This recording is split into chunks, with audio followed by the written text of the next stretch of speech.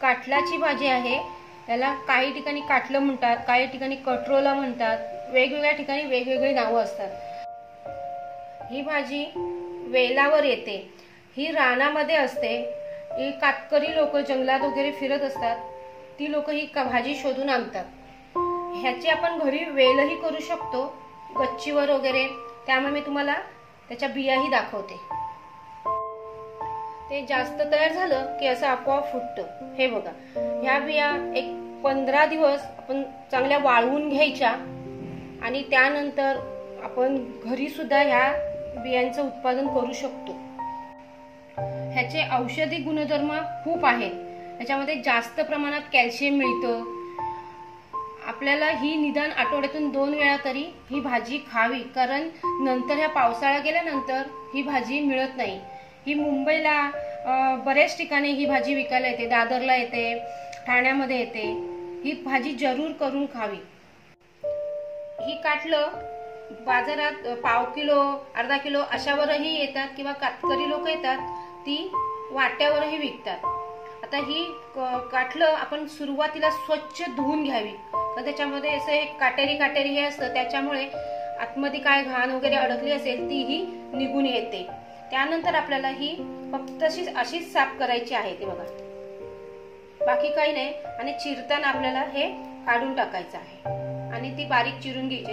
ही कोवळी आहेत, त्याच्यामध्ये मोठी असतात तेव्हा ती जूनही होतात, त्यातल्या फक्त मग आपण बिया काढून टाकायच्या। काही ठिकाणी ही अक्क्याची भाजी करतात, पण ती खायला तेवढी ती बी दाताखाली येते, तेवढंच चांगलं लागत नाही।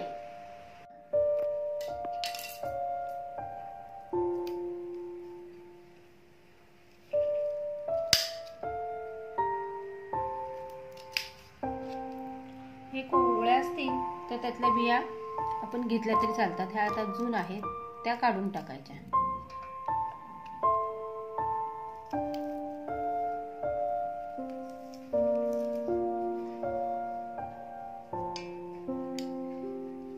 आणि अशा ह्या बारीक फोडी करून घ्यायच्या।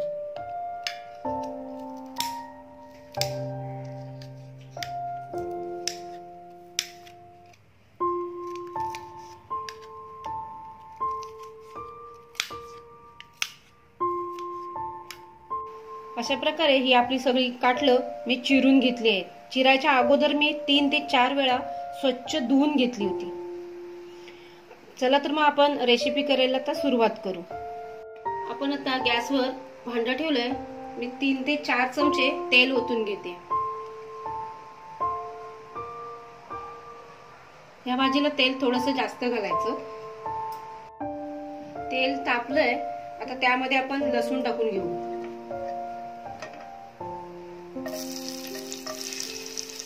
मी 7 ते 8 पाकळ्या लसणीच्या टाकल्यात। मी 4 वाट्यांची भाजीचं हे तुम्हाला प्रमाण सांगते, तुम्ही त्याच्यात कमी जास्त करू शकता।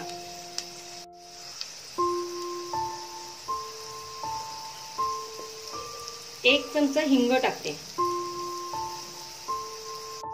1 चमचा मोहरी टाकते।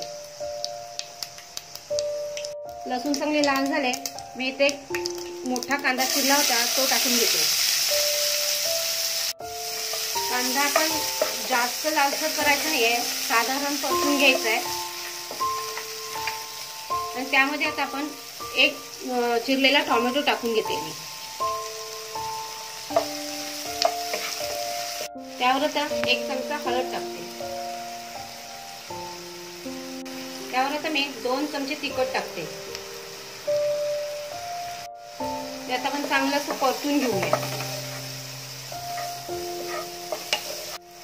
हे आपलं तर चांगलं असं परतून घेतलंय, त्यावर आपण ही काटलं टाकून घेऊया। ही काटलं साधारण कारल्यासारखीच दिसतात।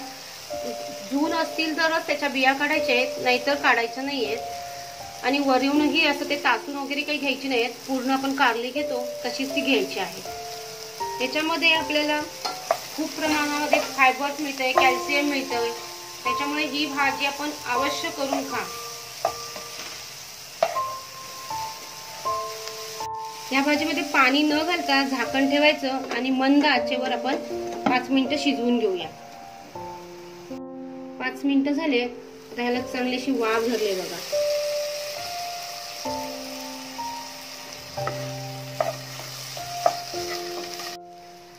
यामध्ये आपण आता गरम मसाला टाकूया 1 चमचा, 1 चमचा मीठ टाकूया आणि आता अर्धी वाटी खोबरं टाकून घेऊया।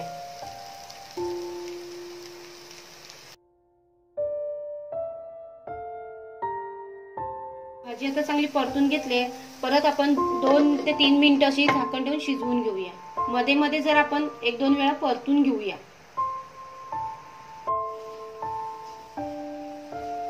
हे आपली आता भाजी छान अशी भाजी शिजली। आता त्यामध्ये आपण कोथिंबीर टाकून घेऊया। आता ही 2 मिनिटं परतून झाले। आता ही आपली भाजी तयार झाली आहे। ही तांदळाच्या भाकरी बरोबर छान लागते।